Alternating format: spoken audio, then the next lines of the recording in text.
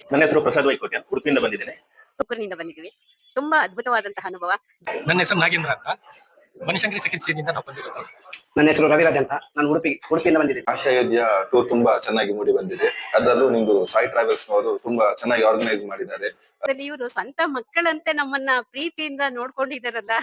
ತುಂಬಾ ಚೆನ್ನಾಗಾಯ್ತು. ಎಲ್ಲಾ ದೇವಸ್ಥಾನಗಳ ದರ್ಶನ ತುಂಬಾ ಚೆನ್ನಾಗಿ ಮಾಡಿಸಿದ್ರು. ಖುಷಿಯಾಗಿದ್ದೀವಿ. ಇಷ್ಟು ನಾನು ಟೂರಿಗೆ ಹೋಗಿದ್ದೇನೆ, ಇಷ್ಟು ಕಂಫರ್ಟೇಬಲ್ ಎಲ್ಲಿ ಆಗ್ಲಿಲ್ಲ.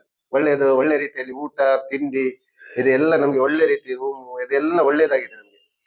ಪಾಟ್ನಾಗ್ ಬಂದ ತಕ್ಷಣ ಅಲ್ಲೂ ಕೂಡ ಒಳ್ಳೆ ವ್ಯವಸ್ಥೆ ಇತ್ತು. ಬಸ್ಸಿನ ವ್ಯವಸ್ಥೆ ಆಗ್ಲಿ, ಊಟದ ವ್ಯವಸ್ಥೆ ಆಗ್ಲಿ, ಲಾಡ್ಜಿಂಗ್ ವ್ಯವಸ್ಥೆ ಆಗ್ಲಿ, site seeing local site seeing ಆಗ್ಲಿ, ಪ್ರತಿಯೊಂದು ಕೂಡ ತುಂಬಾ ವ್ಯವಸ್ಥಿತವಾಗಿ ಮಾಡಿದ್ರು.